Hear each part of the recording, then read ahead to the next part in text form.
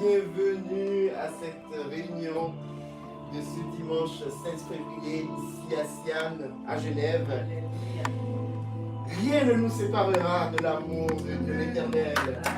Rien ne nous séparera de son amour inconditionnel.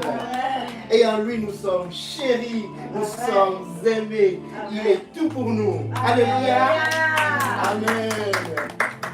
Vous savez, frères et sœurs en Christ, je viens ici rempli d'amour. Vous qui êtes derrière votre écran, c'est peut-être la première fois que vous voyez ce visage.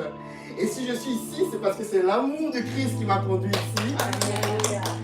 Et je remercie la famille Sian de m'accueillir, de me donner cette opportunité, de me tenir devant vous, derrière ce lutrin, avec toute l'humilité. Nous rendons grâce. Nous rendons grâce pour ce moment. Je vous assure, je venais ici ce matin, vous avez vu comment je me suis habillé, comme si j'allais à un mariage, parce que je l'attendais ce moment. Et oui, c'est ma manière de servir humblement la maison de Dieu qu'est Sian. Sian, qui, de mon témoignage, est cette révélation de notre identité christique. Et c'est notre responsabilité. C'est notre responsabilité à Sian de pouvoir justement entrer dans cette vision, dans cette mission qui est seulement de pouvoir faire connaître et faire découvrir à chacun et à chacune, à toutes et à tous, notre identité. Amen. Amen. Amen. Alors, hier, on célébrait la Saint-Valentin, n'est-ce pas? Oui. Célébrer l'amour. Et sans parler des dérives commerciales autour de ces fêtes, moi, ce que ça me ramène, en fait, au message quand je préparais cette modération ce matin, c'est le fait que lorsque nous allons faire chacune le bilan de notre vie, il ne faudra pas se poser la question de savoir comment ai-je vécu, mais posons-nous la question, comment ai-je aimé? Amen. Comment avions-nous aimé notre prochain? C'est ça le vrai sens de cet amour inconditionnel que le Christ et que le Père, que notre Papa nous a donné. Parce qu'il nous a aimés. Nous n'avons pas le choix que d'aimer. Alléluia. Amen. Amen. Alléluia. Amen. Amen. Amen. Amen. Alors, je salue vraiment les leaders de notre communauté Sian, l'apôtre Alain Léa, que Dieu bénisse encore ta vie. Les leaders de notre ambassade ici à Genève, pasteur Rosie, pasteur Marc, c'est fille de Dieu, demeurez béni. L'ancienne Diana, la diaconesse Anne-Marie, fils de Dieu Gérard, et je pense aussi à notre ancienne Christelle qui aurait dû être là ce matin avec nous, mais à qui nous envoyons toutes nos belles pensées d'amour. Et bien évidemment, tous les pasteurs au Cameroun, je pense notamment pasteur Christelle et pasteur prophète Ivan aussi, que Dieu vous bénisse encore abondamment pour votre guidance spirituelle à toutes et à tous. Alors, je vais à présent faire la lecture du dévotionnel de ce 16 février, qui est sur le courant de la vie. Jean 5, verset 38 nous dit: quiconque croit en moi, des fleuves d'eau vive couleront de son sein. Comme l'a dit l'Écriture. La vie de la Trinité n'est pas une piscine stagnante, mais un fleuve qui coule. Et Jésus promet que notre participation à la vie divine créera un flux qui nous rafraîchira, nous et les autres. Comme une danse qui entraîne naturellement les autres dans son mouvement, la vie de la Trinité s'écoule vers l'extérieur à travers nous. L'expression même eau vive suggère le mouvement, la fraîcheur et la vitalité. Il ne s'agit pas d'essayer d'être une personne spirituelle, mais de laisser la vie de la Trinité couler naturellement en nous. Et c'est la différence entre essayer de faire pleuvoir et se laisser couler.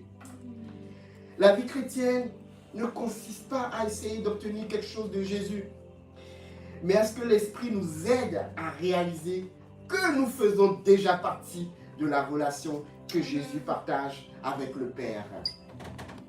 Alors, nous allons effectivement nous laisser davantage imprégner, laisser couler cette eau vive et cette source qui jaillit à l'intérieur de nous. Et sans plus tarder, je vais introduire notre cher pasteur Marc, fils de Dieu, qui va venir nous apporter la parole de ce matin. Et nous confions à l'Éternel, à Christ, ce qu'il a à nous partager. Et dont nous sommes déjà tellement prêts, nous ouvrons nos cœurs avec amour à recevoir.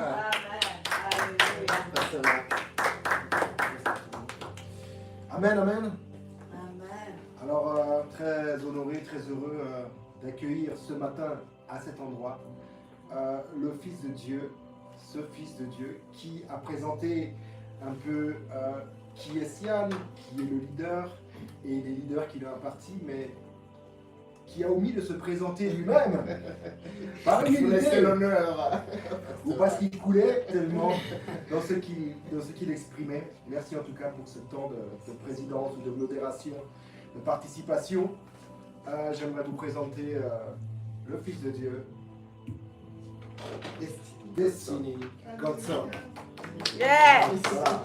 Merci encore. Merci, pasteur Marc. Et bienvenue à cet endroit. Ok, amen, amen. Amen.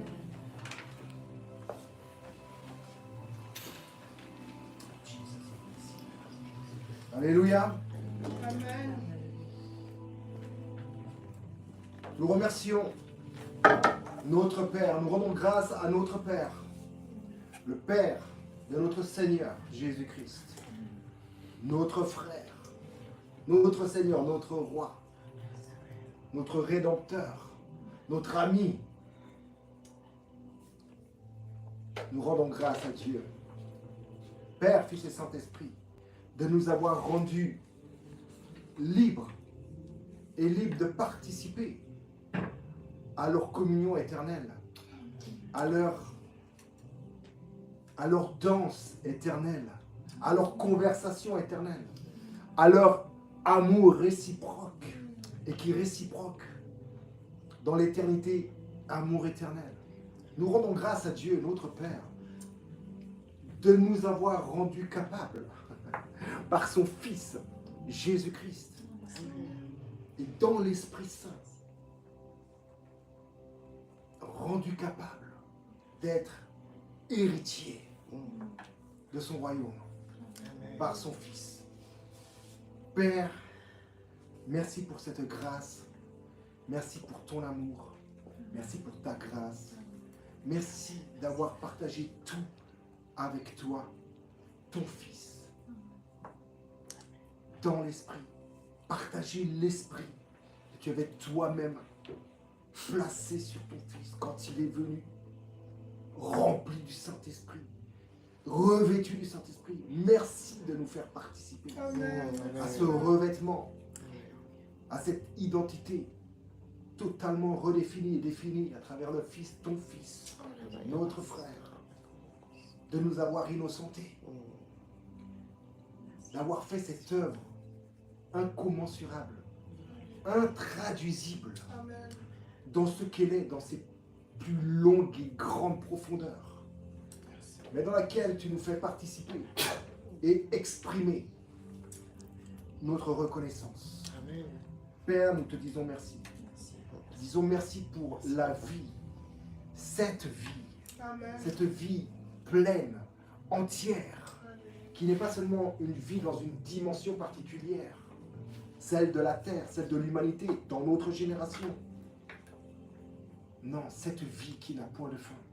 Amen. Cette vie qui est en toi, cette vie qui est en nous, et qui est désormais, et maintenant, et depuis notre vie. Je te rends grâce pour la vie. Amen. Je te rends grâce pour la vie. Et je ne parle pas de la vie, encore une fois, terrestre, où nous rencontrons des difficultés, des joies, des lamentations, des douleurs, des épreuves, ou alors des réussites. Non, je parle de cette vie pleine et véritable, la paix et la joie qui s'expriment naturellement et profondément en nous. Ton témoignage en nous, ton Fils, notre vie. Merci pour la vie, Père. Amen. Amen. Je salue notre cher leader, l'apôtre Alain Léa, comme déjà l'a si bien fait notre frère, le Fils de Dieu, Destiny. Destiny Godson. Quel nom. Mais je te salue, apôtre Alain, notre leader. Je salue aussi à Douala et à Yaoundé. À Yaoundé, le prophète Yvan. Nous te saluons d'ici, Genève. Nous te saluons à Douala, la pasteur Christy de Genève. Shalom, shalom. Je vous salue tous et tous dans le très beau nom de Jésus-Christ. Je rends grâce à Dieu pour chacune de vos vies. Que vous soyez leader, pas leader, diacre ou pas diacre, ancien ou pas ancien, pasteur ou pas pasteur. Je vous salue et j'apprécie d'être à vos côtés, de me tenir devant vous ce matin également. Et je salue également les foules de rachetés. Alléluia. Je salue les foules de rachetés Alléluia. dans laquelle vous êtes toutes et tous impartis au nom à votre nom, enfant de Dieu. Ce nom a été imparti sur vos vies. Je salue donc la foule des rachetés qui se trouve partout, qui se trouve en Christ, Amen. et sur toute la surface de ce globe, dans cette génération et dans toutes les générations passées et futures. Je vous salue, la foule des rachetés, des enfants de Dieu. Alléluia. Merci Père Merci. pour tous nos frères. Alléluia. Gloire à Dieu. Je salue notre pasteur que j'ai déjà salué ce matin, mais je la salue encore. Merci pour sa vie. Merci pour sa vie. Merci, vraiment, merci. Pour une telle,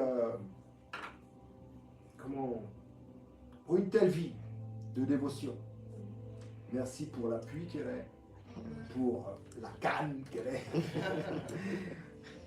pour la femme qu'elle est, pour le ministre qu'elle est. Amen. Je rends gloire à Dieu. Amen. Pasteur Rosie. Merci. Amen. Amen. Vous pouvez vous asseoir.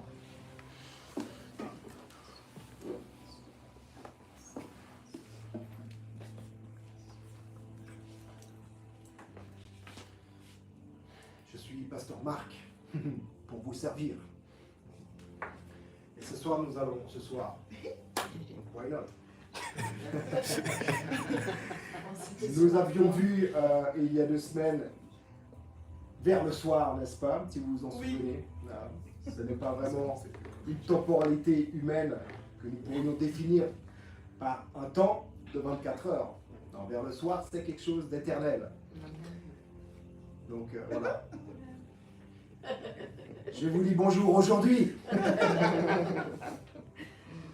Ok, on va s'entretenir aujourd'hui sur cette déclaration stupéfiante du Fils de Dieu, le Fils de l'homme, Jésus. Cette déclaration que l'on trouve dans Jean 7, au verset, on va dire du verset 37 au verset 39. Et le cœur de cette déclaration se trouve au verset 38, qui nous a été lu tout à l'heure, que je vous relis maintenant. Quiconque croit en moi, des fleuves d'eau vive couleront ou jailliront de son sein, Amen. Amen. de ses entrailles, Alléluia. de ses profondeurs, Amen. comme le dit l'Écriture. Comme le dit l'Écriture. C'est intéressant de voir que ce n'est pas une chose nouvelle, bien que toute chose soit faite nouvelle. Mais c'est comme le dit l'Écriture. Et le moment où le temps où Jésus le Christ le déclare, il y a des choses qui ont précédé à son incarnation.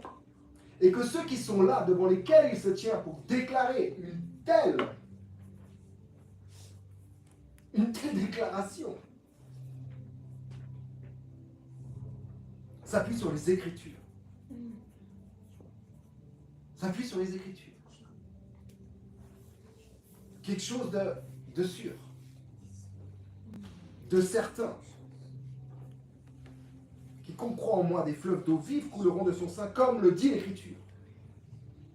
Alors, avant d'entrer trop en profondeur, ou plus en avant dans ce qui a été lu ce matin, comme dévotionnel, qui porte le sous-titre, on pourrait dire, le courant de la vie, porté par le thème du mois qui est la danse dans la Trinité. Avant de nous rendre plus en avant dans cela, j'ai envie de vous parler du contexte dans lequel a été déclarée cette stupéfiante déclaration de Jésus. Donc le contexte se trouve dans Jean 7. Déjà, au niveau biblique du livre, c'est dans Jean 7.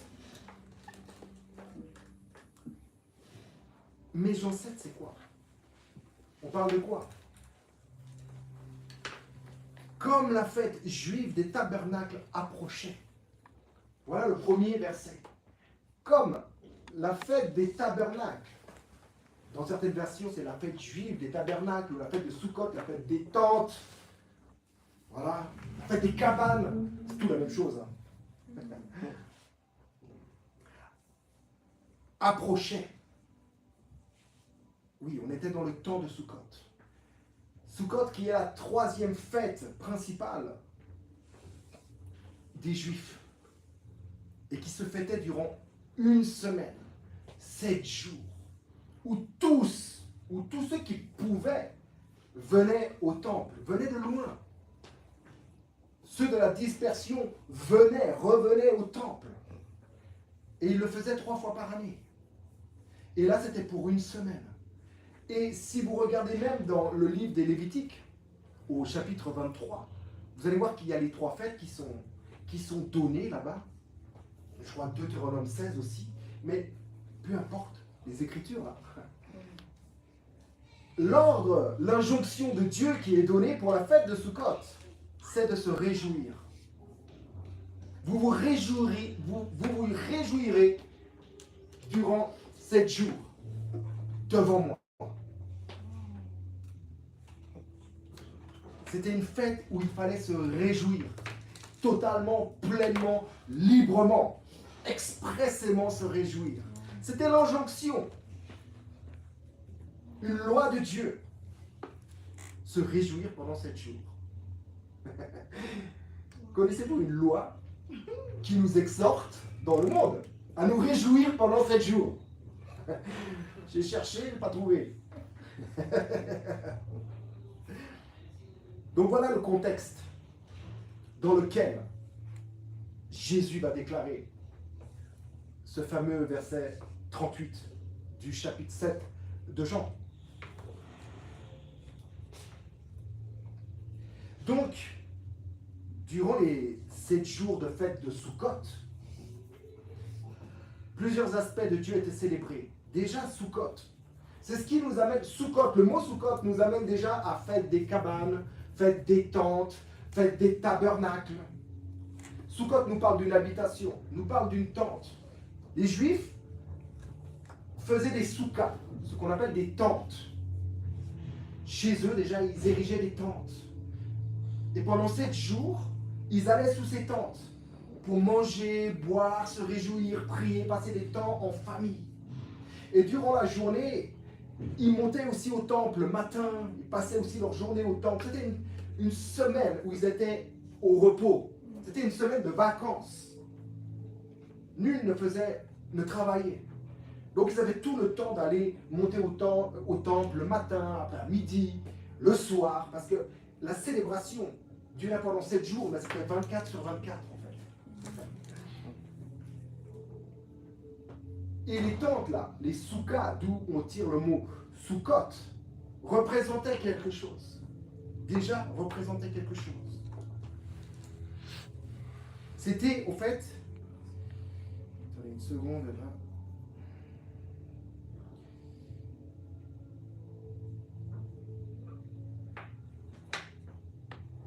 C'était, comme je l'ai dit, une fête où plusieurs aspects de Dieu étaient célébrés.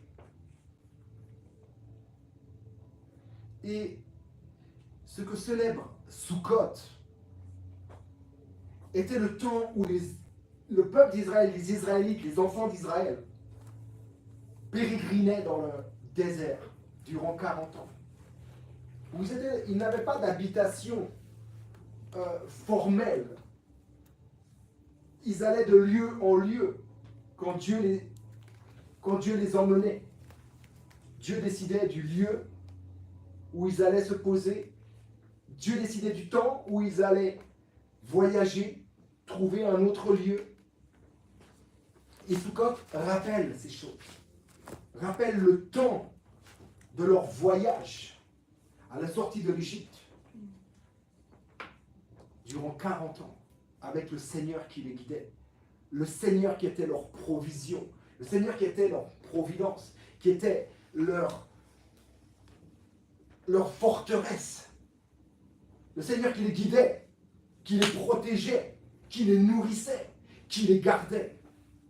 Ils font, pendant ces 7 jours, le souvenir de cela en le célébrant dans la joie la plus grande. Ça, c'est le contexte. Ça, c'est le contexte. Et la présence de Jésus à la fête est le dévoilement de ce qui n'était alors qu'une ombre. Retenez ça. Le fait que Jésus vienne se poser là, monte à la fête, alors que nous voyons bien ses frères avant la fête qui disent « faut que tu y ailles, il faut que tu y ailles, il faut que tu y ailles », n'est-ce pas? Et Jésus va dire « ce n'est pas mon temps ». Oui, mais un homme qui fait autant de miracles doit le démontrer même à Jérusalem, pas seulement en Galilée. Tu dois aller le démontrer là-bas. Ce qu'attendait le peuple étaient les miracles. Étaient les miracles. C'est ce qu'ils attendaient. Entendez bien. Ce que le peuple attend, ce sont les miracles. Et ça, ce n'était pas seulement au temps de Jésus. Ce n'était pas seulement au temps de Noé. Ce n'était pas seulement au temps de Moïse. C'est en 2025. Les gens, pour croire, attendent des miracles. Et parce que c'est Dieu, ils s'attendent à des miracles. Mais aucun miracle, et nous voyons dans toute l'Écriture, aucun miracle ne peut produire la foi. Le miracle va produire l'étonnement, une réjouissance spontanée. Mais ce n'est pas le miracle qui conduit à la foi ou qui produit la foi. Nous l'avons vu avec le peuple d'Israël, justement, pendant 40 ans dans le désert. Ils ont fait des miracles, n'est-ce pas? Ils ont fait des miracles. Sûrement plus de ce que nous voyons aujourd'hui comme miracles. Des miracles visibles, j'entends. Tangibles, physiques. Le pain qui descend du ciel. La mer qui s'ouvre. La colonne de feu la nuit. Le nuage, la nuée, la journée pour les couvrir du soleil brûlant. Les cailles qui viennent parce qu'ils en ont marre de manger du pain. Une sorte de pain qui était d'Aman. Donc ils voulaient de la viande. Et tout d'un coup, ils ont mangé de la viande pendant je ne sais pas combien de temps. Jusqu'à plus supporter. Mais ils ont vu tellement de choses. Mais ont-ils eu la foi? Ils sont morts dans le désert, toute cette génération, dans leur incrédulité. Et là encore, les frères de Jésus lui disent, mais présente-toi à tes disciples. Quel est le maître? Comment tu vas pas aller faire des miracles là-bas? Toi qui en as tellement fait déjà par ici, va les faire là-bas. Qu'on puisse croire en toi. Ce qui est intéressant, c'est que dans le texte, c'est écrit au verset 5, que les frères de Jésus ne croyaient même pas en lui. Crois au miracle. Même vous allez voir à un moment donné Jésus qui va dire, si vous ne croyez pas en moi, croyez au moins au miracle. Vous allez voir que dans l'évangile de Jean,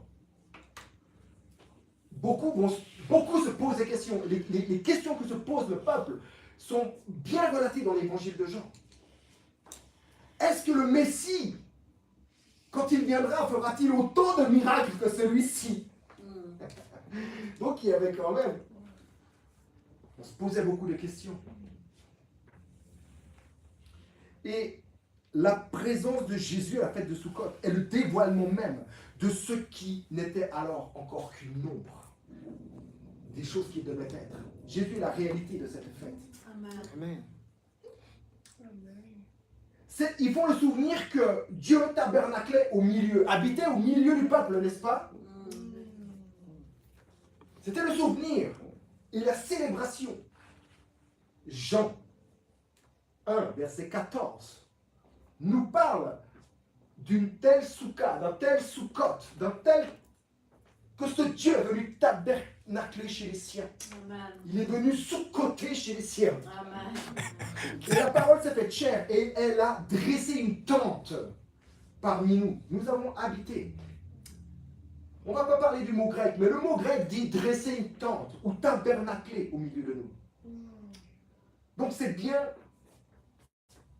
voyez le contexte, comprenez le contexte dans lequel se présente maintenant le Verbe étant fait chair à la fête de Sukkot. Amen. Et tout ce qui va être dit va prendre un sens particulier. Dieu présent au milieu du peuple par ce Verbe qui s'est fait chair. À Sukkot, on illuminait le temple avec des grandes lampes durant les 7 jours, mais on va dire les 7 nuits de toute la fête. Le temple, durant la nuit, était illuminé, mais fortement illuminé. Ils avaient des grandes lampes. Et le temple se voyait à la ronde. Cela rappelait la présence divine à travers la colonne de feu. Il y avait plein de petits symboles comme ça, qui ne sont pas des petits, plein de symboliques dans cette fête, qui représentaient quelque chose.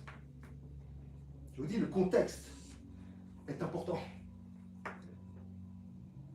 Avant d'entrer plus encore en profondeur dans le dévotionnel, où je traiterai plusieurs points, 3. La vie de la Trinité s'écoule vers l'extérieur à travers nous. Comme deuxième point, je dirais, il ne s'agit pas d'essayer d'être une personne spirituelle. Et le troisième point, nous faisons déjà partie de la relation que Jésus partage avec le Père. Amen. Mais pour traiter ça, il est bon de traiter son contexte. Amen.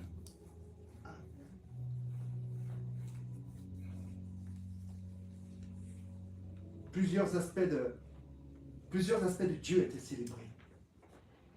Et durant les nuits, je vous dis, c'était une fête 24 heures sur 24, H24. Donc, tout le monde se réjouissait, mais vraiment. Et ce temple qui est illuminé toute la nuit, qui rappelait cette colonne de feu qui veillait, qui les guidait dans la nuit. Jean 8, 12 est encore dans le contexte de Sukkot. Oui, c'est le 8e jour. Littéralement, la fête de Sukkot est 7 jours. Mais il prenait en compte qu'il y avait la diaspora qui venait. Et le 8e jour était aussi fêté. Le jour le fait qu'ils repartaient chez eux. Ce jour avait une fête. La célébration avait un nom. Et le 8e jour, rappelez-vous, le 8e jour de la fête, l'histoire avec cette femme qu'on amène au milieu du temple, là, déjà. N'est-ce pas? Hein? Qu'ils ont attrapé en flagrant délit d'adultère. N'est-ce pas? Il y a déjà cet épisode. Déjà là, enfin bref, j'entre pas dans... Mais il va faire une déclaration dans Jean 8, ce même jour, ce 8e jour. Et elle prend tout son sens quand on remet dans son contexte. Parce que nous, en tant que païens, gentils, gens des nations, venus à la foi par grâce, nous avons pour habitude de faire quelques slogans de certaines paroles, de certaines déclarations. Certaines déclarations nous suffisent, c'est vrai, et alléluia. Amen. Mais il est bon d'aller un peu plus loin, de comprendre le pourquoi c'est dit, le comment c'est dit, à quel moment c'est dit. Qu'est-ce qui est dit? Quel est l'enseignement? Alléluia. La déclaration « Je suis la lumière du monde » de Jean 8, 12 est pendant la fête de Sukkot. Je suis la lumière du monde. Je suis la colonne de feu Alléluia. qui vous a guidé pendant 40 années. Et le voici ici, dans la cour du temple. Amen. Il est le temple. Amen. Il est la lumière. Il est la vie. Je suis la lumière du monde. Celui qui me suit ne marchera pas dans les ténèbres. Mais il aura la lumière de la vie. Alléluia. Et cette déclaration, elle fait directement écho à cette colonne de feu qui protégeait, qui éclairait et guidait le peuple. Je vous dis que nous ne sommes pas juifs. N'est-ce pas? Bien qu'on pourrait dire, il n'y a plus de juifs, plus de... Devant le Père. Dans le Père. Mais ici, sur cette terre, il y a encore des juifs. Il y a encore des musulmans. Il y a encore des chrétiens. Il y a encore des blancs. Il y a encore des noirs. Il y a encore des hommes. Il y a encore des femmes, jusqu'à preuve du contraire. Dans cette dimension-là. Dans cette dispensation. Mais dans la communauté de Dieu. Dans la communion. Dans cette danse. Effectivement, il n'y a plus problème de race, problème de genre, problème de religion, d'ethnie ou autre. Nous sommes un. Mais nous ne sommes pas juifs dans cette dispensation qui est la terre. Dans cette connaissance que nous avons de ce qui est terrestre. Nous ne sommes pas juifs. Et peut-être que nous ne pouvons pas comprendre de tels propos de la part de Jésus. Nous les acceptons, nous les recevons et nous disons Alléluia, gloire à Dieu, il est. Mais un juif à cette époque là-bas est censé comprendre. Amen. Je vous dis qu'il est censé comprendre. Il sait de quoi il parle. Et c'est pour ça que les gars, il y avait des divisions qui se faisaient. Parce que non, mais il se prend pour qui? Vous savez que dans l'évangile de Jean, il y a au moins 70 à 80 jusqu'à 100 fois où le Fils de Dieu, le Fils de Jésus dit « Je suis ». Jusqu'à 100 fois, c'est relaté dans l'évangile de Jean. Là, relaté le « Je suis » qui fait référence à ce fameux « Je suis ». Tu leur diras « Je suis ». Vous vous rappelez Moïse, allez, Exode 3,14. Dans l'évangile de Jean, il y a au moins 100 références, ou pratiquement 100 références à ce « je suis ». Je suis roi, je suis la porte, je suis le berger, je suis.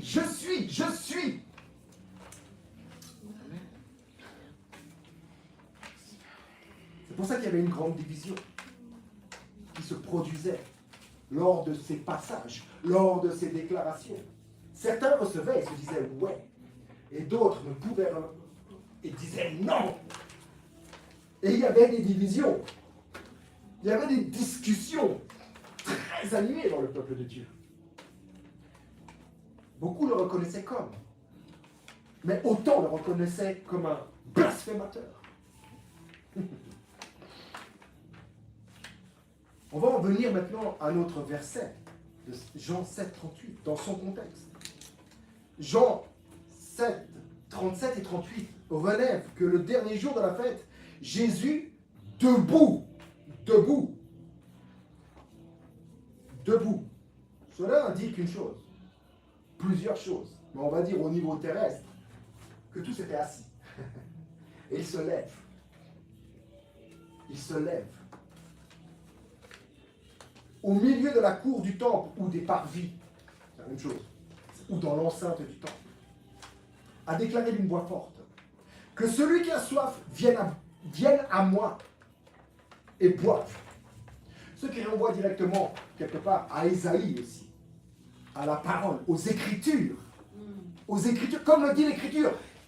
Ésaïe, pour ne citer que lui, mais Zacharie, Ézéchiel, Jérémie, mais Ésaïe 55, verset 1, verset 2, fait référence à que celui celui qui a soif, celui qui a faim, vienne acheter gratuitement de l'eau de la vie, n'est-ce pas? Comme le dit l'Écriture. Il se réfère donc à l'Écriture qui parle de lui. Celui qui croit en moi, des fleuves d'eau vive couleront de son sein, comme le dit l'Écriture. Ah bon? Dans l'Écriture, il est dit, est-ce qu'il est dit ça? Dans l'Ancien Testament, est-ce que tu arrives à discerner, à voir, à observer que l'Écriture parle de toi? Parle de toi, parle de moi, parle de lui. Oui, l'Écriture parle de Dieu. Nous avons pour habitude de dire oui, l'Écriture parle de Dieu. Et uniquement, essentiellement de Dieu, de Dieu, de Dieu, de Dieu. C'est Dieu. Elle parle de toi. L'Écriture parle de toi. Si l'Écriture parle de Dieu, alors elle parle de toi. Amen.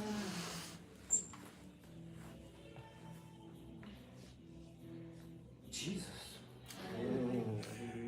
Amen.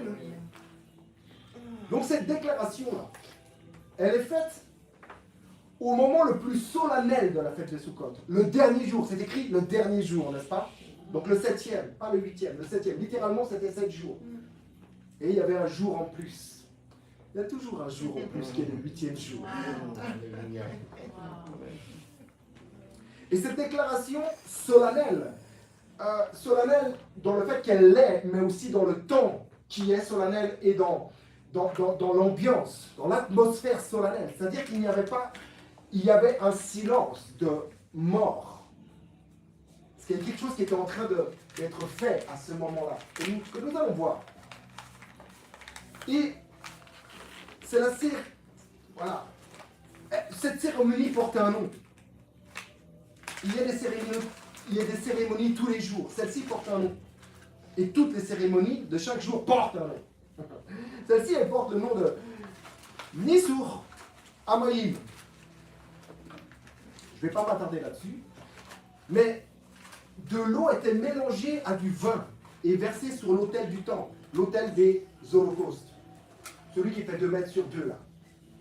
Qui était en bronze, etc. Je ne sais pas si vous vous rappelez un peu. Il y a plusieurs autels dans le temple. Mais il y en a un qui est dans les parvis. Qui est élevé de je ne sais plus combien, 1,50 m peut-être, je ne sais plus. Mais qui fait 2 mètres sur 2. Avec des cornes et tout ça, qui était en bronze. Et on venait pour brûler là les offrandes en holocauste. Les brûler complètement. Les détruire totalement par le feu. L'autel des holocaustes. Il s'appelle l'autel des holocaustes. Et c'est là, en fait, que l'eau mélangée au vin était versée sur cet autel. Était versée sur cet autel. De l'eau mélangée au vin.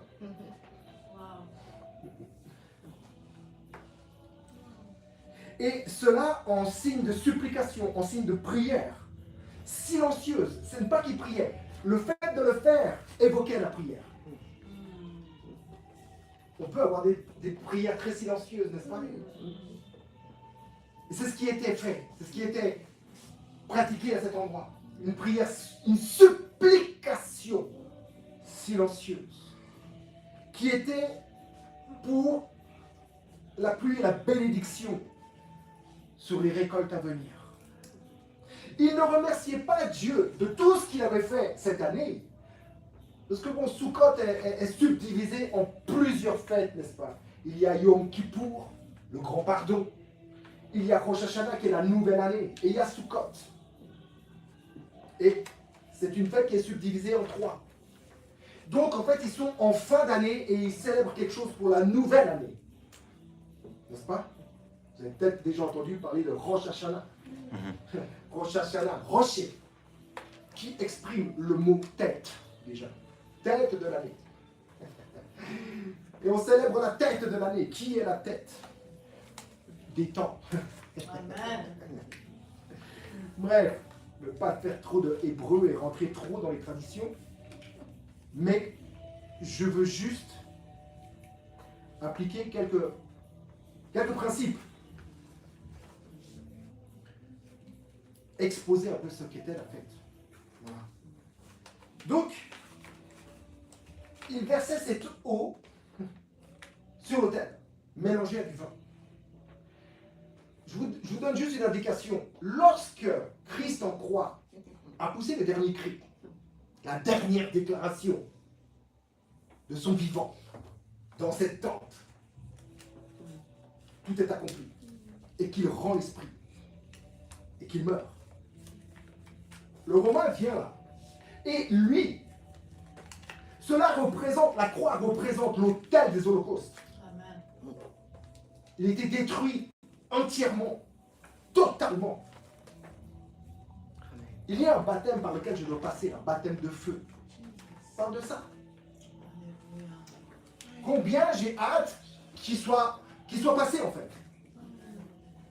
Pas pour moi, mais pour vous. C'est à cause de vous. Et quand ça sera passé, tout sera devenu nouveau. Amen. Les choses anciennes seront définitivement passées. Mais définitivement. J'ai hâte qu'il soit déjà ce baptême de feu. Baptême de feu, à partir de quoi? On parle du baptême du Saint-Esprit? Non, baptême de feu. L'holocauste là. Sur l'autel, la croix est l'autel des holocaustes. De l'holocauste. Du seul sacrifice qui pouvait être agréable à Dieu. Le seul sacrifice conforme à la volonté de Dieu. Alléluia. Amen. Et rappelez-vous, lorsque le Romain vient pour percer le côté de celui-ci, l'eau et le vin. L'eau et le vin. C'est-à-dire que toutes les supplications du peuple d'Israël, toutes les supplications du peuple entier qui est terrestre, de l'humanité entière, qui demande la bénédiction divine, la bénédiction du ciel, l'eau pour les récoltes à venir, sur cet autel, même avant qu'on perce son côté, alors que Jésus se présente au milieu du temple, et crie, déclare, c'est fait. Alléluia. C'est-à-dire que tout ce que l'humanité attendait est maintenant accompli, est maintenant exaucé. Et s'il te fallait encore une preuve ou un signe sur la croix, le signe a été donné par le Romain qui a percé le flanc, où du vin et de l'eau, où le sang et l'eau ont jailli en réponse à notre prière. Alléluia. Gloire Gloire à à Dieu. toi. Oh, Papa, chez Nama. Gloire à toi, Père. Je vais vous parler de la tradition de Sukkot, de cette eau. La tradition, comme je vous dis, de l'eau était amenée et mélangée à du vin. De l'eau était amenée et versée sur l'autel, n'est-ce pas? Donc cette eau provenait d'où? D'un robinet quelconque? Dans le temple? Dans la cour du temple? Non. Je vous dis. Pensez à Jean 9, verset 7. Peut-être vous ne l'avez pas de tête. Je vous rappelle le contexte.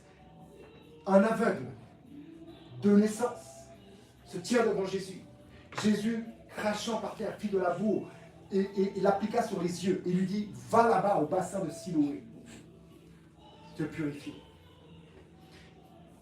Le bassin de Siloé, ou le réservoir de Siloé, ou la piscine de Siloé, à ne pas confondre avec la piscine de Bethesda. Il y avait plusieurs piscines.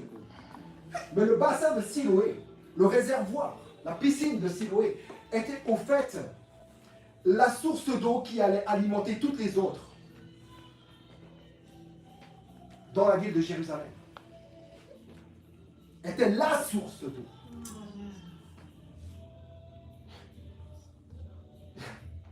Ou qui était alimentée par un fleuve ou une rivière qui s'appelle le Guillon, que vous retrouvez même dans Genèse 2. Le Guillon, Alléluia. qui veut dire source jaillissante. Alléluia.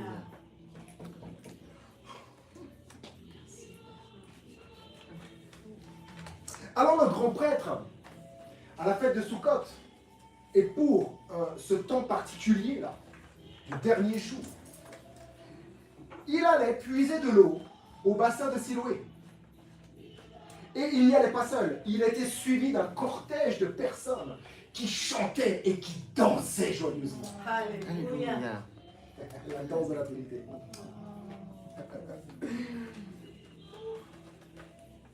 Waouh.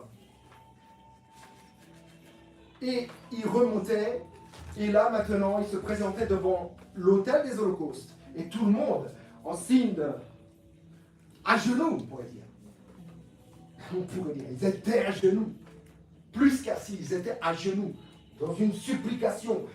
Merci Père pour ta bénédiction à venir et les pluies qui vont bénir nos récoltes. Et pour cela, il fallait avoir eu une belle année, n'est-ce pas? Alors c'est pour ça qu'il y avait Yom Kippour juste avant Sukkot. Le grand pardon, n'est-ce pas? Parce que nul ne pouvait se présenter à cette fête de Sukkot et demander la bénédiction à venir sans être passé par le fait ou la fête de Yom Kippour, du grand pardon. Où toute la congrégation, où toute la foule était rachetée de tous les péchés qu'elle avait commis pendant l'année. Donc à Sukkot, il se présentait comme innocenté totalement. Alléluia. Et ils pouvaient maintenant se mettre à genoux et supplier et demander et faire valoir leur pureté rituelle pour les bénédictions à venir. La pluie de la première et l'arrière-saison, n'est-ce pas?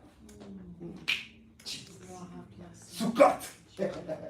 Jean 7, verset 38. Alléluia.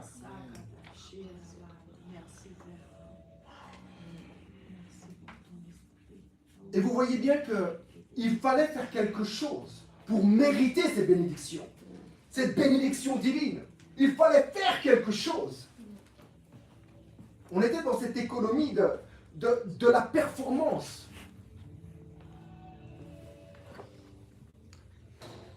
De faire quelque chose. C'était nécessaire. On prenait un peu Dieu comme le Père Noël. Je ne sais pas si vous avez déjà été à des célébrations où le Père Noël est là, vous êtes enfant, et le Père Noël t'appelle par ton nom. T'as été sage cette année. Oui, oui, oui. Moi je sais que là, tu seras sage l'année prochaine. Il donne le cadeau. C'était un peu ça. Dans l'ombre. Dans les choses qui précédaient la venue de Dieu parmi son peuple. C'était un peu l'état d'esprit. De mériter quelque chose. Par le fait d'avoir performé dans certaines autres. Et même le Yom Kippour te montrait que tu avais beau essayer de performer ou faire quelque chose. Si tu passais pas par Yom Kippour, tu pouvais essayer de faire ce que tu voulais en fait. Jesus. Merci Père. Amen. Donc à travers cette déclaration, vous voyez que maintenant, vous êtes dans les parvis, vous êtes dans la cour du temple. Et là, c'est un temps solennel. Le grand prêtre qui est venu avec cette eau du bassin de Siloé là-bas, qui est la source principale de la ville. De la ville. Et je vis une ville. Et je vis une ville parée comme l'époux, qui est la source principale de la ville. Et vous voyez qu'il va mélanger ça à du vin. Et il va verser ça sur l'autel. Et tout le monde est à genoux. Et il n'y a pas un seul bruit. C'est le silence le plus complet. Peut-être dans le sens de, on va écouter la réponse. Peut-être la réponse va venir du ciel. Il va nous dire, oui, j'approuve. Et là, Jésus se lève. Que celui qui a soif vienne et qu'il boive gratuitement, sans argent, sans rien. Simplement qu'il vienne. Et des sources d'eau vive couleront alors de son sein. Alléluia. Amen. Là, on parle d'identification quand même, à ce niveau-là. Jésus, dans cette déclaration, se présente lui-même comme étant la vie de tout homme. Jean 1, verset 4. La vie était en lui. Et la vie était en lui. Au commencement, n'est-ce pas, était la parole. La parole était avec Dieu. La parole était Dieu. Et tout a été fait par la parole, etc. Et au verset 4. Et la vie était. La vie. La vie est là. Il se lève. On est dans l'évangile de Jean. Et il se présente lui-même comme étant la vie de tout homme. Vous allez voir que dans Jean 7, il y a tout un paragraphe, on pourrait dire, sur l'enseignement de Jésus. Ce qu'enseignait Jésus. Mon enseignement ne vient pas de moi, c'est pas moi. Mon enseignement vient de celui qui m'a envoyé. Et la parole est venue chez les siens. L'enseignement de Jésus. L'enseignement de Jésus est simplement te dire je suis. Amen. Si tu veux résumer, je suis. Et tu es tel que je suis. Ensemble, nous sommes un. C'est cet enseignement, je ne l'ai pas créé de moi-même, je l'ai reçu par celui qui m'a envoyé, mon Père, et qui est venu avec moi. Alléluia. Amen. Il se présente lui-même comme étant la vie de tout homme, comme étant cette source d'eau vive qui jaillit de tout homme. Celui qui a soif, qui boive. Celui qui a faim, qu'il vienne manger, n'est-ce pas? Il est la subsistance de tout homme. Il est l'apaisement de tout homme. L'étanchement de tout homme. Il est. C'est lui. Alléluia. Amen. Sa déclaration dévoile qu'il est non seulement l'accomplissement de Sukkot, oui, mais de l'écriture tout entière. Jean 5, verset 40, que va-t-il dire aux leaders du peuple et à ceux qui sont autour? Vous étudiez avec soin les Écritures parce que vous êtes convaincus d'en obtenir la vie éternelle. Ou par elle, d'obtenir la vie éternelle. Or, précisément, ce sont elles qui témoignent de moi.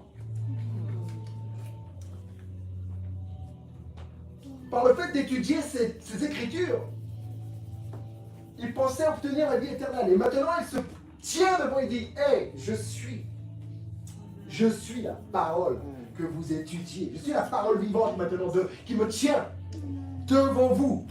Et je suis la vie éternelle. Amen. Et ces Écritures que vous lisez, que vous étudiez, témoignent de cela maintenant.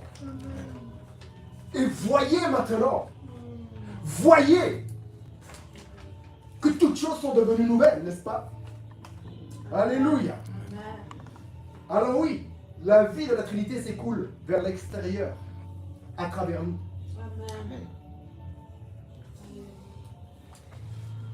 Avant cela, j'aimerais juste vous citer un petit verset. Même pas dans son entièreté. Vous pourrez le lire à la maison, vous pourrez lire tout le chapitre. Mais le verset 1 d'Ézéchiel 47. Ézéchiel, par l'Esprit de Dieu, voit de l'eau jaillir en dessous du seuil du temple. Et l'eau s'écoulait. Et il dit voilà sur la face orientale, etc. Il explique un peu. Et il coule au sud de l'autel.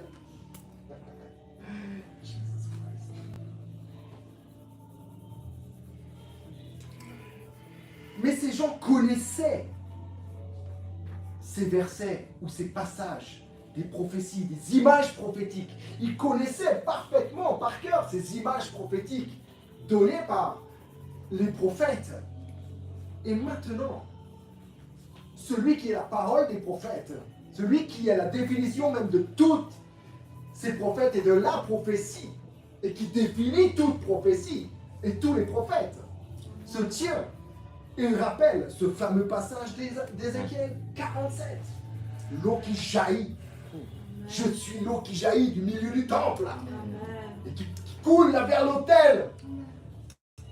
Et qui se sépare en deux courants. Jesus, deux courants, deux mandats. Les juifs et les païens. Qui va s'écouler dans la mer morte et jusqu'à la mer Méditerranée. Qui amène la vie. On pêchera à nouveau dans la mer morte.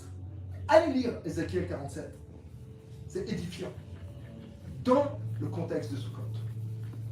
Pas dans le contexte des eaux desséchées d'Ézéchiel, de ci, de ça, de l'autre. Dans le contexte. de Sukkot. Dans le contexte de l'incarnation. Dans le contexte de l'œuvre de Dieu. Pas en dehors en faisant des slogans. Ah, je vois les eaux desséchées. Ah, je vois ci, je vois ça. Je vous assure que ça ne veut pas dire grand-chose.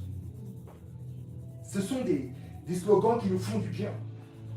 La plupart de tous ces versets que l'on cite sont des slogans qui nous font du bien.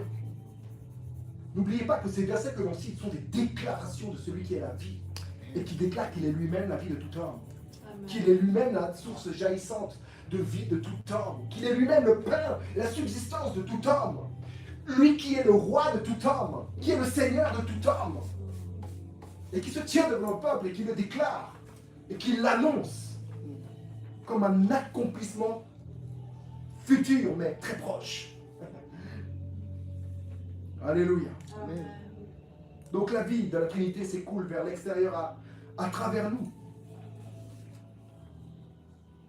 Comme je l'ai dit, à travers sa stupéfiante déclaration. C'est une déclaration stupéfiante. Une stupéfaction. Il brise le silence. Ça brise le silence. Ça brise la solennité. Ces personnes qui attendent la bénédiction, qui attendent l'approbation de Dieu. Et Jésus se lève en tant qu'approbation, en tant que Dieu. Amen. Qui tabernacle au milieu de son peuple, au milieu de la cour du temple. Jesus Christ. Alléluia. Amen. Amen. Jésus ne parle pas seulement de lui-même, mais de nous en lui et de lui en nous. C'est une parole, on pourrait dire, d'identification. C'est une théologie d'identification, on pourrait dire. Comme le dit l'Écriture. Comme le dit l'Écriture. Déclare que Jésus est ce dont parle l'Écriture. Mais de déclarer que celui qui croit en lui, des fleuves d'eau vive couleront de son sein, me renvoie maintenant à ma propre nature. Te renvoie maintenant à ta propre nature. Les renvoie maintenant à leur propre nature. Nous renvoie maintenant à notre propre nature. C'est l'identification. Oui, je suis tout ce dont les Écritures parlent. Je suis. Et maintenant, des fleuves d'eau vive couleront de son sein, de votre sein, de toi. Ça me renvoie à ma propre nature divine en lui, en Christ. Amen.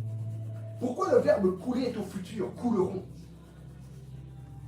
Oui, à partir de ce moment-là, non pas qu'elle ne coulait pas avant, à partir de ce moment-là, quand ça va monter, la bille, elle va monter à ton cerveau. Et encore, ce n'est pas une bille qui monte. C'est quelque chose qui résonne de l'intérieur de ton être. Et qui répond à tes supplications les plus profondes. Qui répond à ton identité la plus profonde. À tes questions les plus insistantes. Qui je suis? D'où viens-je? Où vais-je?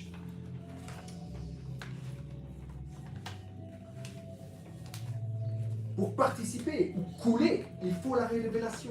Ce jour-là, va-t-il dire, Jean 14, verset 20. Ce jour-là, vous connaîtrez que je suis en mon Père et mon Père est en moi. Amen. Et je suis en vous et vous êtes en moi. Amen. C'est à partir de ce jour-là que ça va commencer à couler. Naturellement. Évidemment, ça va commencer. C'est une évidence qu'au jour où tu connais, les choses vont se manifester.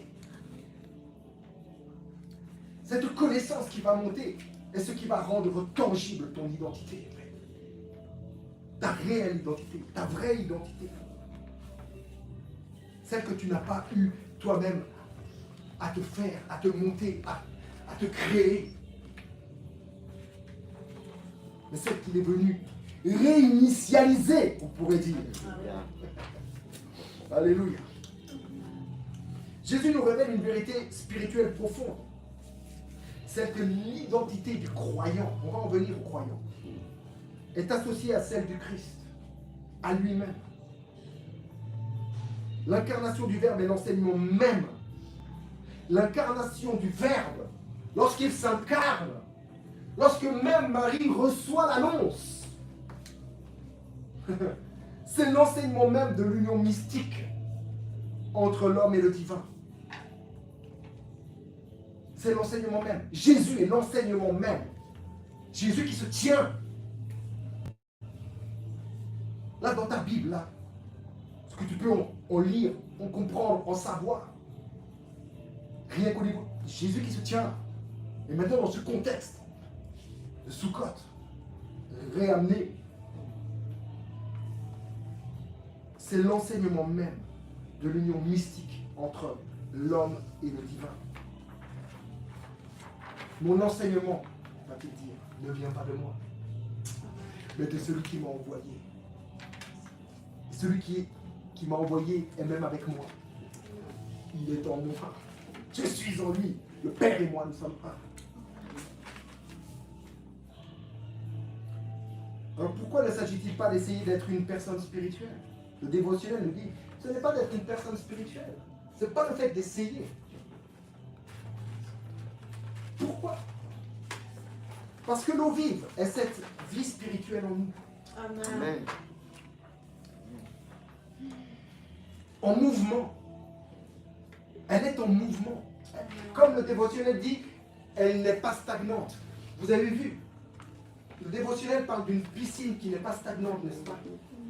Le bassin de Siloé, là-bas, la piscine de Siloé, qui est nourrie par ce fleuve, cette rivière qui est le Guillaume, en elle-même parle de non-stagnation. Elle est une source jaillissante qui vient nourrir le bassin de Siloé, qui vient te purifier, qui vient te rendre la vue. Pourquoi il l'envoie là-bas au bassin de Siloé? Ne pouvait-il pas le guérir tout simplement sans cracher par terre, faire de la boue, faire quelque chose? Tiens, vas-y maintenant.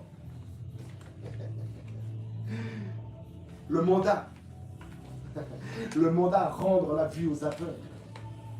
Il y avait des choses qu'il fallait qui tombent des yeux. La boue là, il fallait que ça tombe, les écailles, il fallait que ça tombe. La boue là, la terre renvoie directement à l'homme charnel, avec ses effets diaboliques. Ça renvoie à ça, la boue, la terre. Dans la Bible, là, quand tu vois la boue, la terre, tout ça renvoie à l'homme charnel, renvoie à l'homme adamique qui a été créé de la poussière de la terre. Mais maintenant, va là-bas, au bassin de Siloé. Il l'envoie. Siloé veut dire envoyer. Il l'envoie. Va et discerne et vois. Amen. Discerne au-delà d'un simple bassin. Que ce bassin t'habite même. Amen. Qu'il est ta source même de vue. Ta source même de vie. Ta source même de purification.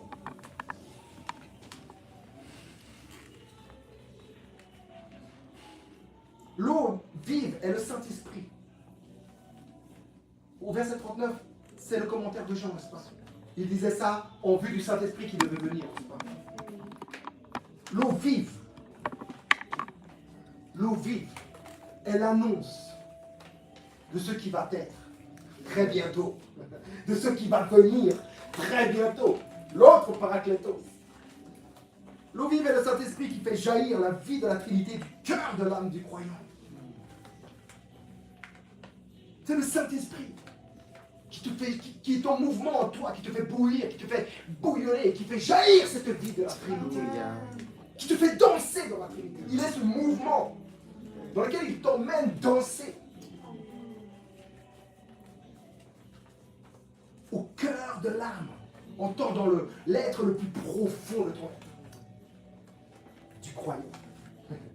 Être croyant n'est pas une démonstration de spiritualité. Ce n'est pas une démonstration de spiritualité. Être croyant ne consiste pas à démontrer quoi que ce soit. Un croyant est celui qui reconnaît son identité en Dieu.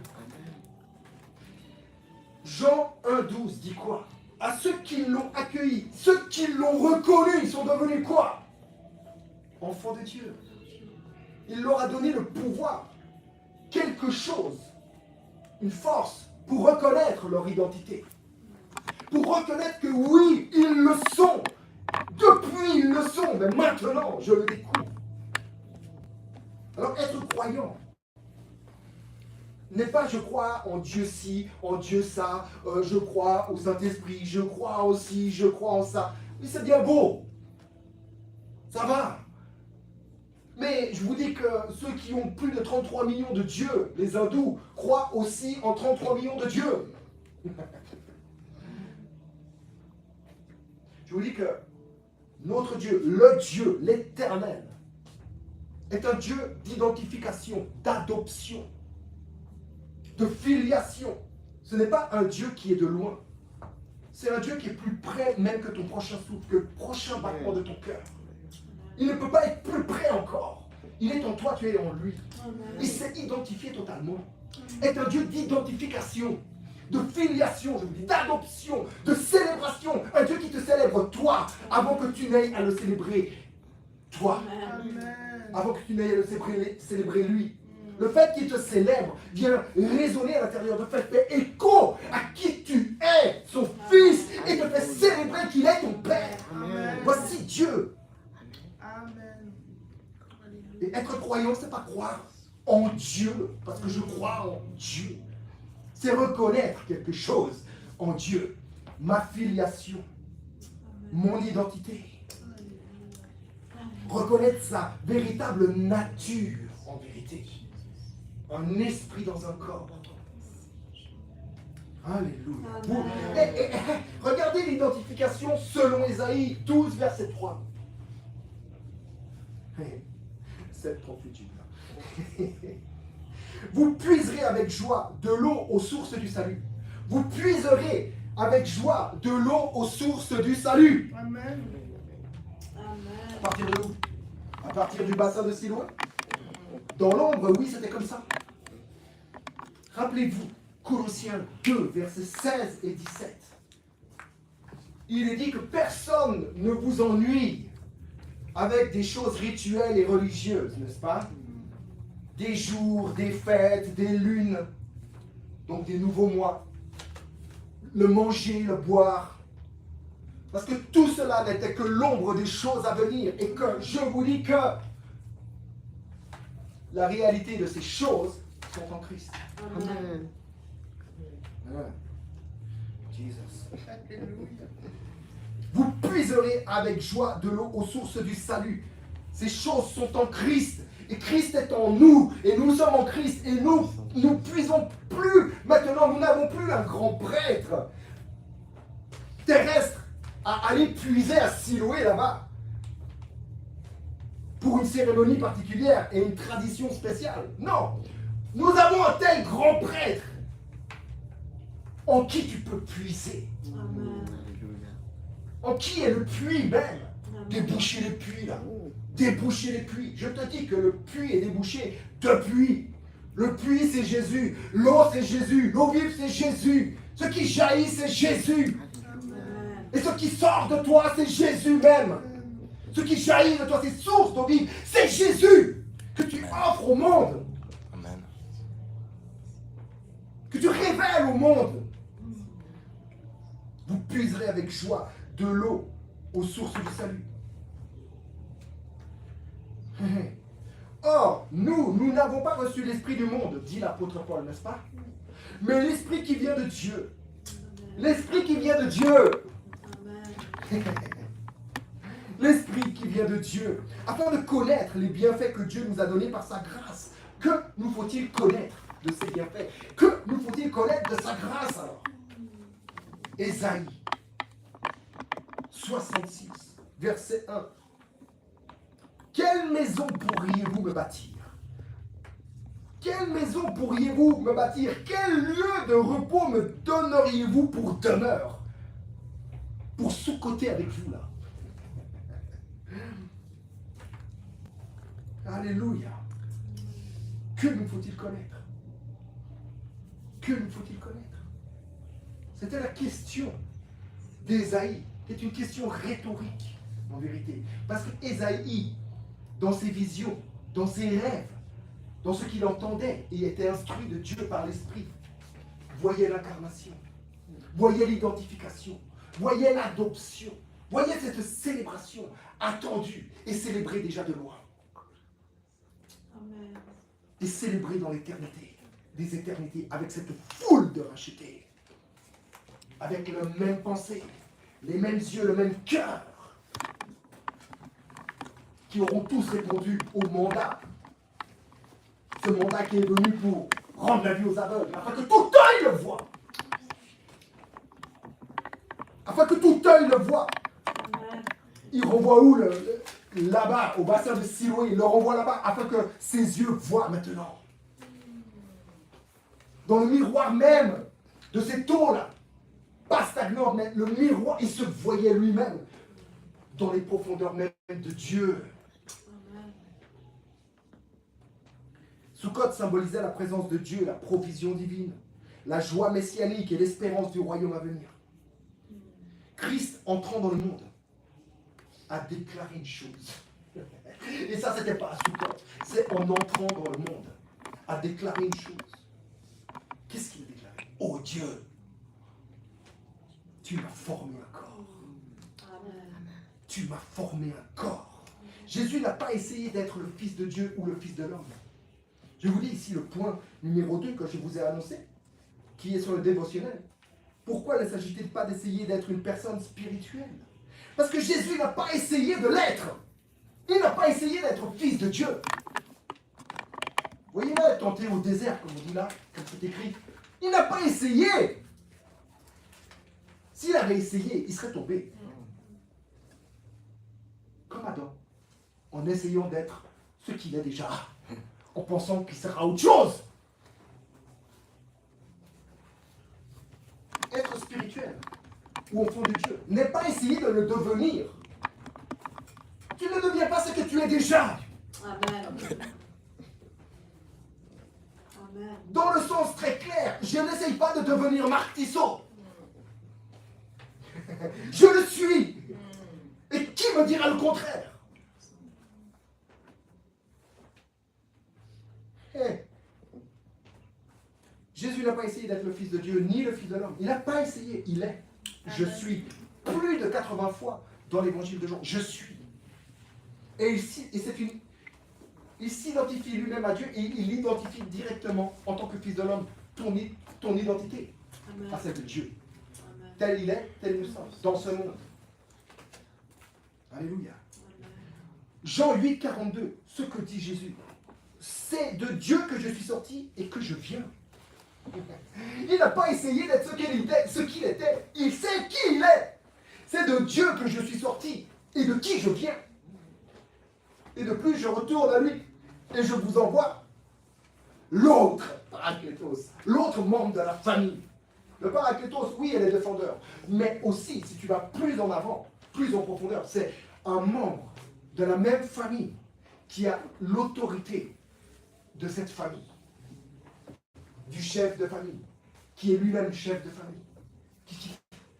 C'est le Parakletos, l'autre membre de la famille divine. Un des membres de la famille divine. Je vous enverrai. Je vous enverrai.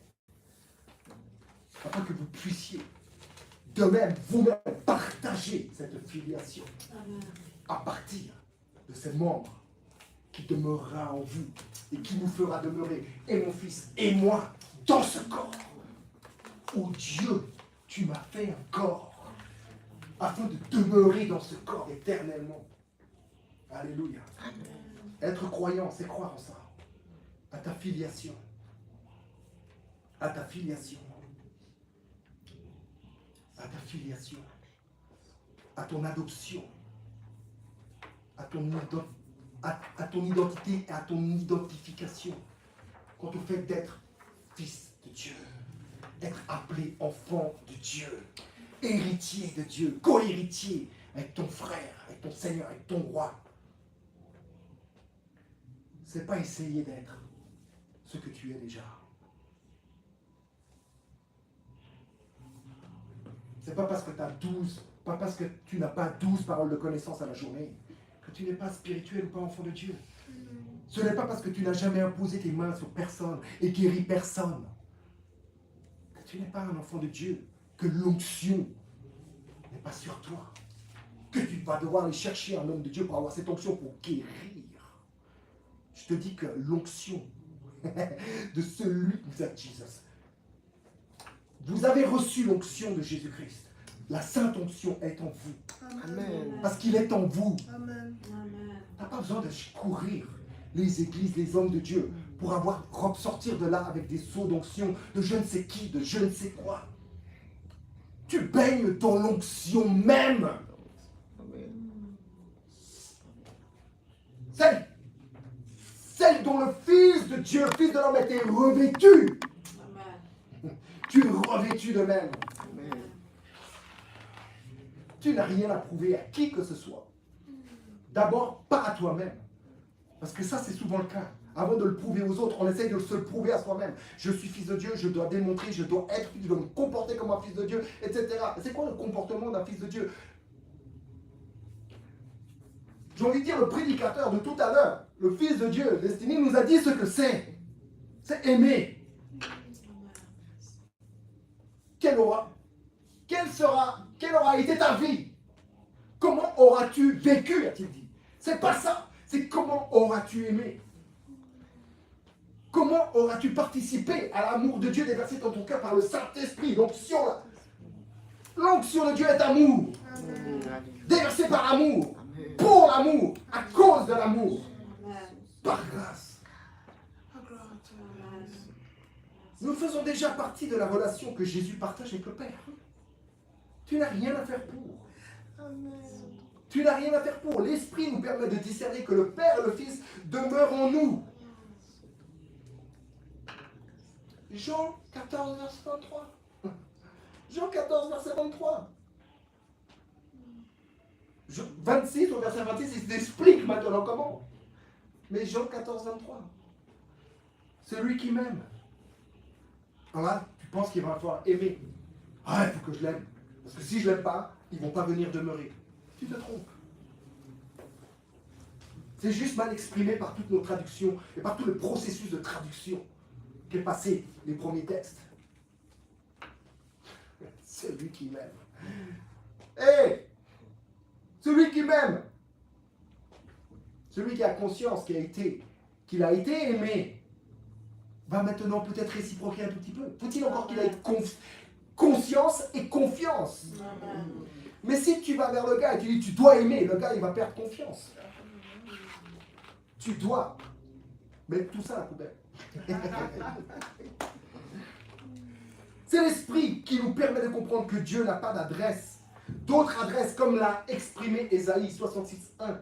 C'est l'esprit qui nous permet de comprendre ces choses. Amen. Que Dieu n'a pas d'autre adresse de résidence que la vie de l'homme. Amen. Il en est ainsi, point barre. En entrant dans le monde, Christ déclare, tu m'as fait un corps. Voici ton lieu de résidence. Voici ton adresse. Alléluia. Amen. Tu n'as voulu ni sacrifice ni holocauste. Parce que je le suis moi-même. Alléluia. Amen. Et tu n'as aucun sacrifice, ni aucun holocauste, ni rien à faire pour être inclus dans cette vie. Pour être identifié à cette vie. Et Alléluia. t'identifier maintenant toi-même à cette vie. Quoi que tu puisses vivre à l'instant T maintenant dans ta vie, dans ta chronologie. Merci, papa. C'est une prise de conscience d'ordre spirituel. En comprenant que Jésus a accompli les Écritures, nous découvrons notre propre place et notre propre vie en lui. Ça t'est jamais arrivé de lire les Écritures et de te reconnaître dedans?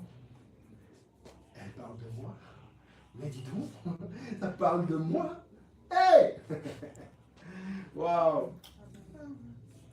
Celui qui a plongé ses yeux dans la loi parfaite.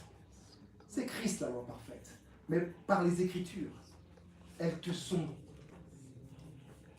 ça te clarifie. Elles te sont exposées. Expose ces choses. Alléluia. Cette vie, cette place est une tente, une soukha. C'est une fête qui n'est pas sur 7 jours, qui est éternelle. Amen. C'est Soukot éternellement. C'est l'injonction de Dieu qui te dit, ma force est ta joie. Ma joie est ta force. Amen. Réjouis-toi. Amen. Réjouis-toi. Alléluia. Cette place est une tente. Cette place est un temple. Vous êtes le temple du Saint-Esprit. Ne savez-vous pas? Ne connaissez-vous pas? C'est un corps. C'est notre corps. C'est le corps du Christ. Alléluia. Et cette place-là, cette tente, ce temple, ce corps, c'est un lieu où l'on célèbre notre union avec Dieu en Christ. Notre vie est une célébration, même si tu ne célèbres pas tous les jours, je t'assure. Ton être profond, spirituel, même sans que tu en aies connaissance ou conscience, est dans la joie, est dans la paix, est dans la célébration constante. Et des fois, tu as part à cela.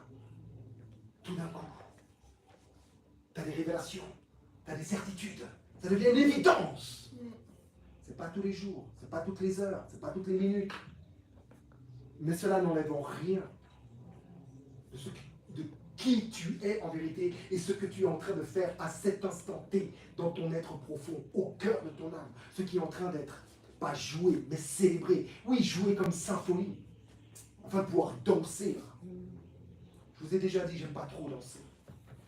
Et j'ai du mal à me dire, je vais danser avec Dieu comme ça dans mon salon. Sérieusement.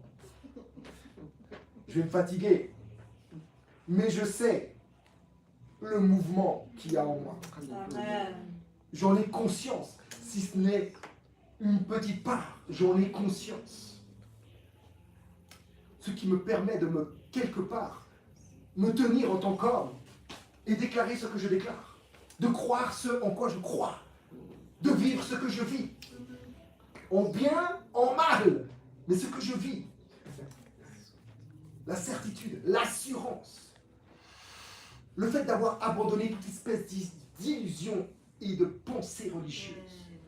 De devoir plaire à mon père, me conformer à mon père, de devoir faire ci, de faire ça, l'autre, machin, de devoir essayer de tourner dans mon salon pour faire une danse ou pour me montrer que je suis dans le truc. Non, j'ai abandonné l'idée de celui que je ne suis pas. Je suis fils de Dieu, enfant de Dieu, et je puise mon énergie aux sources du salut qui sont en moi. Christ en moi. L'espérance de la gloire.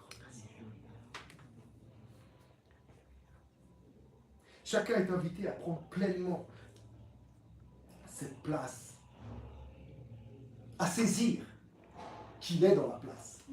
Jésus est dans la place. Amen. Et je suis dans la place. Amen. Il n'y a pas d'autre place. Et tous sont invités là-bas. Cette danse si particulière qui est notre source de vie et notre source de transformation de jour en jour, à son image, à sa ressemblance, de gloire en gloire, n'est-ce pas? Alléluia. Pour en finir, celui qui croit en Jésus, celui qui croit en Jésus-Christ, le croyant, comme je l'ai défini plus haut, celui-ci ou celle-ci, devient un canal de la vie divine. Non pas qu'il ne l'était pas avant. Je vous dis que chaque geste d'amour, chaque mouvement d'amour que vous pouvez voir dans votre quotidien, que ce soit un oiseau avec un autre oiseau, un oiseau avec une oiselle, que ce soit un chien avec son maître qui se réjouissent ensemble, ce genre de choses-là sont des signes de notre participation dans l'amour de Dieu. Amen. Dans l'amour de Dieu. Mais le fait de croire, tu participes plus consciemment. Et tu deviens plus consciemment encore un canal de la vie divine à cause de cette relation privilégiée que tu découvres. Intime et consciente. Dans le Fils. Avec le Père. Dans un face-à-face. Tel le Père et le Fils se font face à face. Toi, dans le Fils, tu fais face à face avec ton Père. Face à face avec le Fils, dans l'Esprit. Et tu es comme dans une danse, parce que c'est en mouvement. C'est pas quelque chose qui stagne et qui amène des odeurs nauséabondes. Non, c'est en mouvement. C'est en mouvement. C'est en mouvement. Ça bouge, ça bouge. C'est en mouvement. Ta vie est un mouvement. Tu nais, tu as une seconde. Et tu vas mourir peut-être à je ne sais pas combien de milliards de secondes plus loin. C'est ton mouvement. C'est ton mouvement. et même mourir encore est un autre mouvement de ta vie, dans lequel tu vas découvrir d'autres mouvements à présent. Jesus, thank you, Lord. Celui qui croit en Jésus-Christ devient un canal de la vie divine. Parce qu'il danse. Il danse avec la divinité. Ça crée des ondes de choc. Des fois, ça choque. Mais ça crée des ondes. Ça crée des fréquences qui sont exprimées maintenant comme des eaux qui jaillissent. La vie spirituelle. Ta vie spirituelle que tu partages maintenant en Christ en toi, jaillisse maintenant. Parce que tu as conscience. Parce que tu as conscience. Et tu n'as pas à essayer de faire jaillir quoi que ce soit. Par défaut, ça jaillit. Par défaut, ça jaillit. Par défaut, ça jaillit. Sois conscient juste que ça jaillit. Et saisis le temps où ça jaillit. Pour aller encore, waouh, participer encore plus dedans. Plonger encore plus profondément. Regardez les enfants à la piscine. Ils sautent dans l'eau, ils ressortent, ils sautent dans l'eau. Les parents sont là, on va y aller. Non, encore un saut, encore un saut. Alléluia. Cette danse divine, nous y sommes invités afin de nous y abandonner. Amen. Amen. Amen. Alléluia.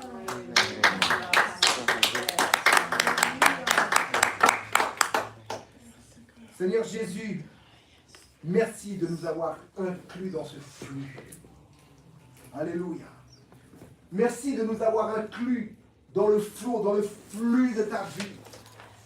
Aide-nous aujourd'hui à reconnaître et à ôter, à enlever, à nous débarrasser des barrages que nous avons érigés, des tours de Babel que nous avons érigés, des forteresses que nous avons posées. Aide-nous, Seigneur, à nous en débarrasser. Rends-nous conscients de ces barrages qui font barrage à ta vie divine en nous et notre vie divine en toi, qui font barrage à ce canal qui veut jaillir, à cette source qui veut jaillir pour la multitude, pour la foule des rachetés. Que ta vie coule librement, Père. Que ta vie coule librement, Jésus. Que ta vie coule librement, Saint-Esprit, à travers nous, aujourd'hui. Amen. Amen. Bon dimanche. Et je vous souhaite vraiment d'y participer pleinement. Amen.